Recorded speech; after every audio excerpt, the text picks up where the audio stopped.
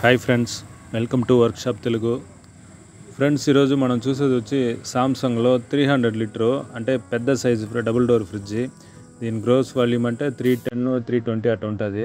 Storage volume అంటే మనకు 290 300 average అని లెక్క అనమాట. 299 లేదంటే 289 ఆ రేంజ్ ఉంటుంది.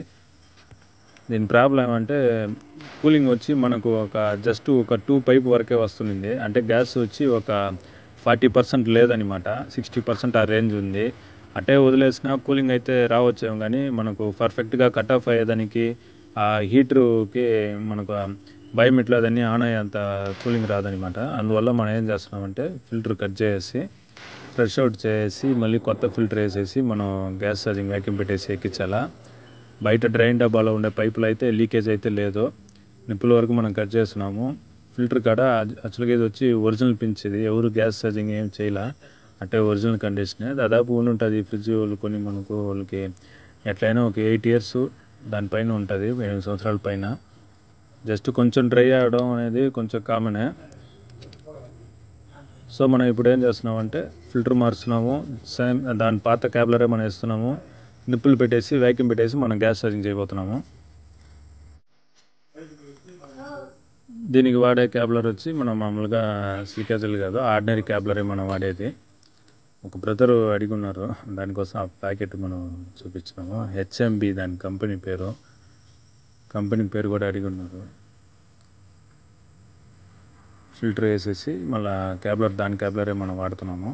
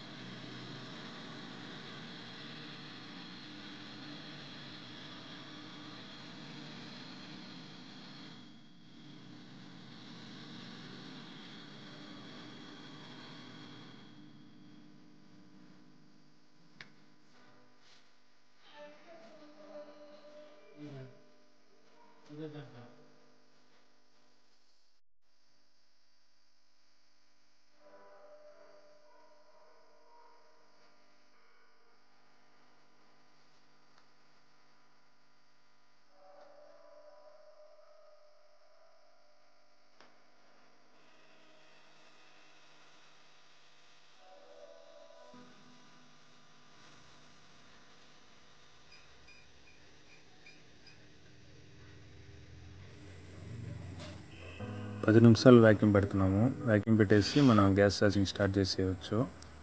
దీంట్లో ఉండే కంప్రెసర్ అయితే సామ్సంగ్లో 172 వస్తుంది. మామూలుగా 220 250 లీటర్ లోపల వచ్చి మనకు 170 ఆ సిరీస్ ఉంటుంది. అంటే 250 లీటర్కి పైన వచ్చేటప్పుడు మనకు వచ్చి 172 వస్తుంది. ఇది దాదాపు ఒక 400 లీటర్ దాకా ఈ కంప్రెసర్ అనేది పనిచేస్తుంది బాగా. వ్యాక్యూమ్ తీసుకుంటే మనకు బాగా మైనస్కి వెళ్తుంది. అక్కడ నుంచి మనం గ్యాస్ అది స్టార్ట్ చేస్తాము. దీని ప్రెజర్ అయితే మ్యాక్సిమం అయితే ఒక 10 లోపల మనకు కూలింగ్ అనేది బాగా వచ్చేస్తుంది.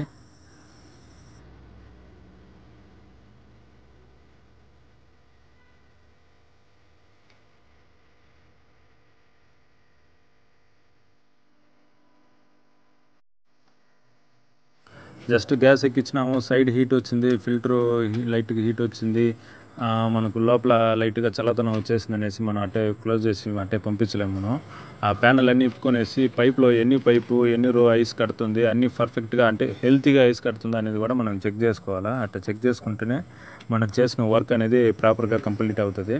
లేదు మనం ఊరికి అట్టటే చేసినాం అనుకుంటే ఒక్కొక్కటి ఏమవుతుందంటే ఊరికి అట్ట చెమ్మగా వచ్చినట్టు ఐస్ వచ్చి సైడ్ వరకే వస్తూ ఉంటుంది. అది వచ్చి హెల్తీగా కట్టిన ఐస్ కాదు అది.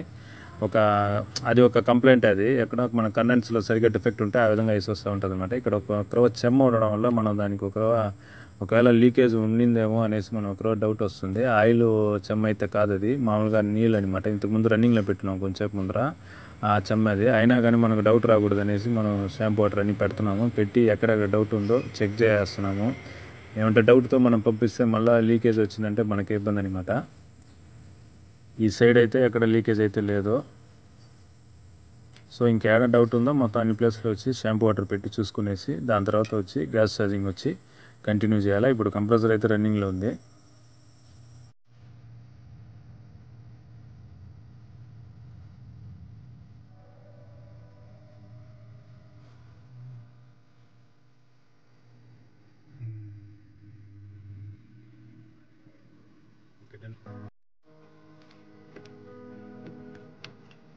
ఎక్కడ లీకేజ్ అయితే లేదు.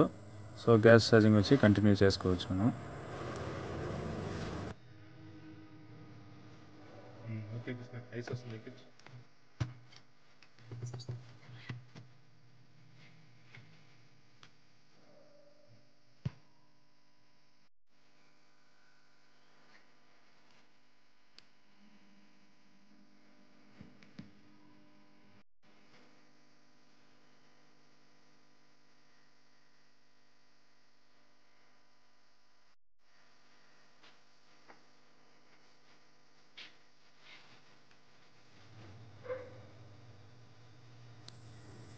ఒక్క పైపు అయితే హెల్తీగా కట్టి ఉండదు ఐస్. రెండో పైపుకి స్టార్ట్ అయి ఉన్నది. మనకు అన్ని పైపులు బాగా నీట్గా ఐస్ రావాలా.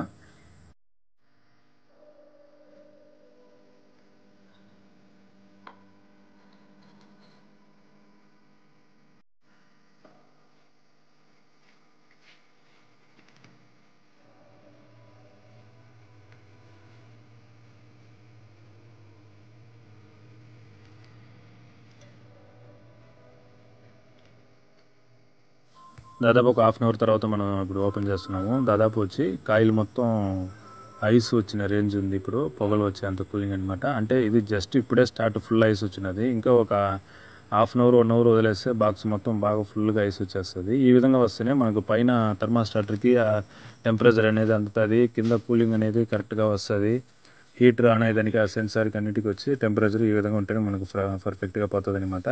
ఇంకా మన ప్యాన్లన్నీ బిగించేసి బాక్స్ అయితే క్లోజ్ చేసుకునేవచ్చు.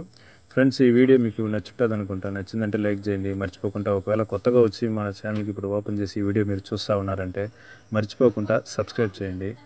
Thank you friends.